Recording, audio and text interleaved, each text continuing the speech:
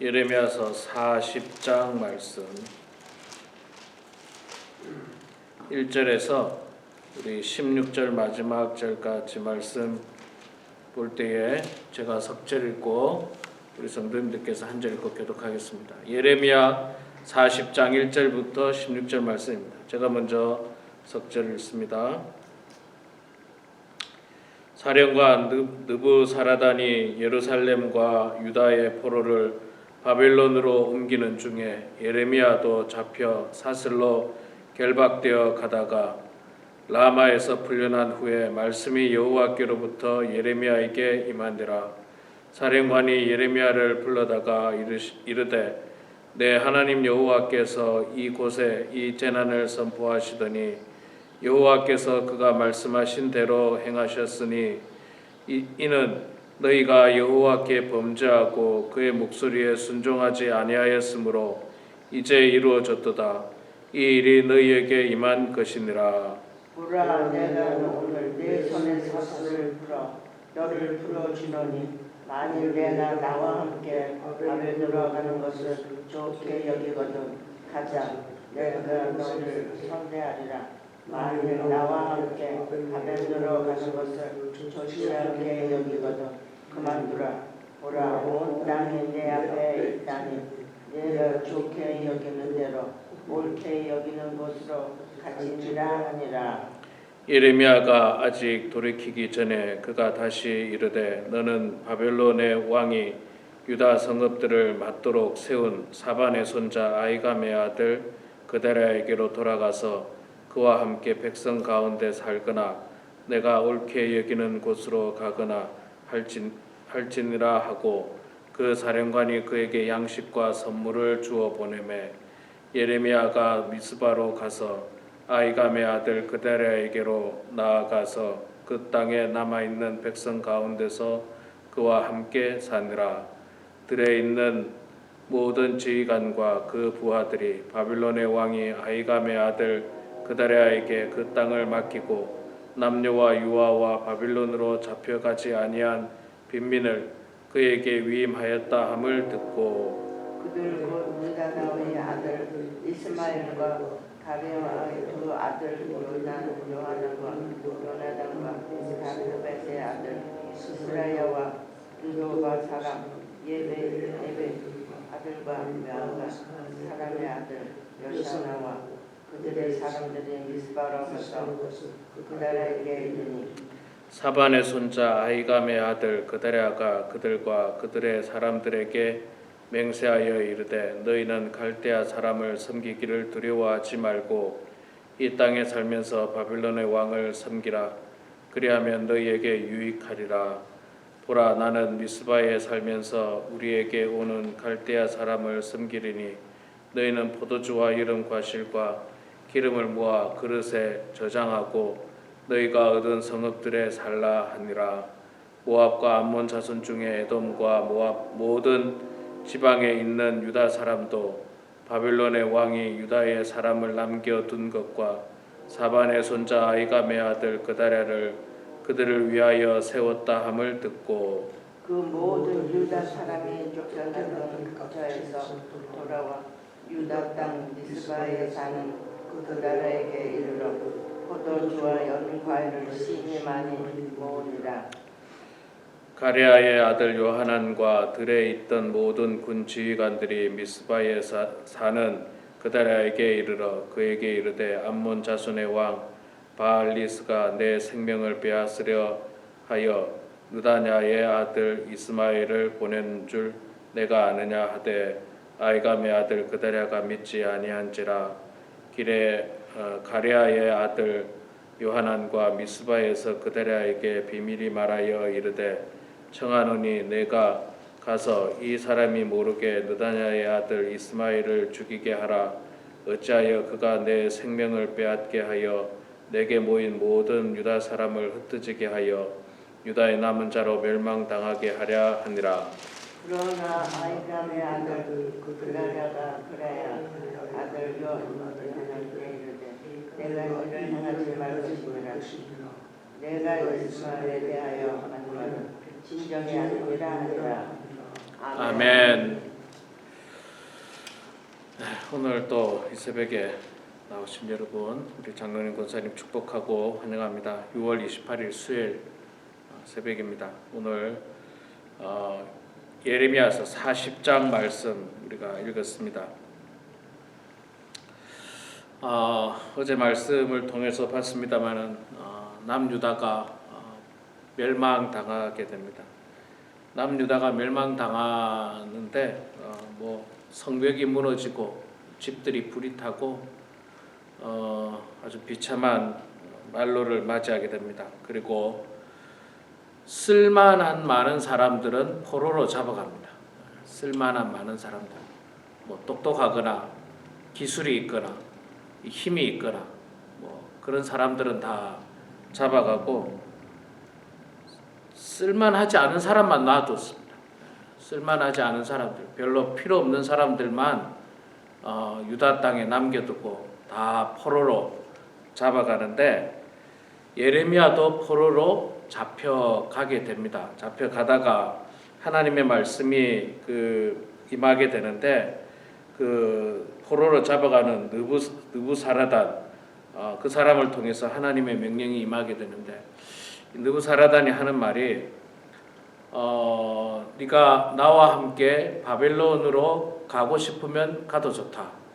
가면은 내가 편안하게 좋은 너를 선대해서 좋게 대우해 주겠다. 그렇게 이야기했고 또 네가 원치 않고 이곳에 남아 있기를 원한다면 그러면 남아 있어도 좋다. 이렇게 말을 합니다. 이건 하나님의 뜻이죠. 하나님의 뜻인데 자, 예레미야 선지자는 바벨론으로 가지 않고 유다 땅에 남기로 결정을 합니다. 사실 바벨론으로 가면 포로가 아니라 그곳에 가서 나름 대우를 받을 수 있습니다. 왜냐하면 이 예레미야 선지자는 하나님의 말씀대로 바벨론이 좋아서가 아니라 바벨론 왕을 존경하거나 섬기려고 하는 마음이 아니라 하나님의 명령이었기 때문에 바벨론 왕을 섬기라, 항복하고 바벨론 왕을 섬기라는 것이 하나님의 명령이었기 때문에 그렇게 했는데 이제 그것이 바벨론 왕의 입장에서 좋게 느껴지지 않습니까? 나한테 대적하지 말고 나한테 항복하라 라고 했으니까 예레미야 선지자를 잘 대해 주려고 합니다. 그러나 예레미야 선지자는 그런 어떤 편안함과 안락함을 포기하고 유다 땅에 남게 됩니다. 그런데 지금 유다 땅은요 폐허죠. 폐허. 다 불타고 다 무너지고 또 사람들은 다 잡혀가 버렸어요. 쓸만한 사람들은 다 잡혀가 버리고 지금 남아 있는 사람들은 병든 사람 혹은 하여간 이 쓸모없는 사람, 그러니까 포로로서 쓸모없는 사람들이에요. 전혀 능력이 없고 쓸모없는 사람들만 남아 있는 그런 상황에 있는 유다 땅입니다. 그러나 하나님께서 남으라고 하면 또 예레미야는 남아야죠. 예레미야는 하나님의 이 말씀을 잘 감당하는 사람이기 때문에 남게 됩니다. 자, 그리고 나서 바벨론의 느부갓네살 왕이 그 땅의 포로를 다 데려가면서 이제 그 땅을 다스릴 왕이 아니라 이제 총독을 세우죠. 총독을 세우는데 그다랴라고 하는 유다 총독을 세웁니다. 그러니까 말하자면 이 왕은 없고 총독을 통해서 그 땅을 다스리게 하죠. 그 땅을 다스려서 필요하면 세금도 걷어들이고 또 소요가 일어나지 않도록 그렇게 하는 일을 그다랴에게 맡기게 됩니다. 감사한 것은 이 그다랴라고 하는 사람도 나쁜 사람이 아니었고 신실한 사람이었습니다. 그가 권력을 잡았다고 해서 교만하게 권력을 휘두르거나 혹은 바벨론의 속국이 된 것에 대해서 부끄러워하거나 전혀 그렇게 하지 않았습니다. 그다랴라고 하는 사람은 예레미야 선지자의 말씀을 듣고 또 하나님의 뜻에 따라서 바벨론 왕을 섬기자라고 백성들을 권유합니다. 위로합니다. 9절에 보니까 사반의 손자 아히감의 아들 그다랴가 그들과 그들의 사람들에게 맹세하여 이르되 너희는 갈대아 사람을 섬기기를 두려워하지 말고 이 땅에 살면서 바벨론 왕을 섬기라. 그리하면 너희에게 유익하리라. 바벨론 왕을 섬긴데 이거는 뭐 바벨론 왕을 존경해서가 아닙니다. 하나님의 명령이기 때문에 그래요. 하나님의 명령이기 때문에. 실제로 여러분 바벨론의 느부갓네살 왕은요, 역사적으로 보면 굉장히 포악한 왕이었습니다. 포악한 왕이었습니다. 그럴 수밖에 없겠죠. 제국을 다스리다 보니까 나라를 정복하게 되면 무지막지하게 사람을 죽일 것이고 포로로 잡아갈 것이고 그랬던 사람인데 그를 존경하거나 그를 좋아할 이유는 없습니다. 다만 하나님께서 바빌론의 느부갓네살 왕을 통해서 벌을 내리셨으니까 이스라엘 백성들은 그 벌을 달게 받아야 됩니다. 거부하지 말고 그래야지 살아남을 수 있다는 거예요. 그래서 갈대아 사람을 섬기는 것을 두려워하지 말고 또 우리가 이곳에서 살아남아서 후위를 도모하자. 그런 의미를 가지고 있습니다. 이제 바벨론에 멸망당한 유다 땅은 예레미야 선지자와 그다랴를 통해서 하나님께서 이제는 그 전에는 멸망당하기 전에는 나라가 멸망당할 수 있으니까 정신 차려라 그런 어떤 메시지였다라고 한다면 이제는 멸망당하고 난 이후에는 예레미야와 그다랴를 통해서 백성들을 위로하고 또 백성들에게 용기를 주고 살아남자라고 이야기하고 있습니다. 살아남자. 우리가 비록 나라가 망했지만 하나님께서 70년 후에 포로를 돌아오게 할 것이고 하나님의 나라가 회복하게 될 것을 약속하셨으니까 우리가 열심히 살자라고 하는 위로의 말씀을 이제는 전하고 있습니다. 메시지가 이제 바뀐 거죠. 나라가 망했으니까 더 이상 망한다는 메시지는 의미가 없고요. 망하고 나서 그들을 위로해야 하는 것입니다. 참 위로라고 하는 단어가 참 중요하죠. 특히 이 자기의 죄 때문에 자기가 고난당하고 심판당했어요. 그런 사람에게 너 잘됐다.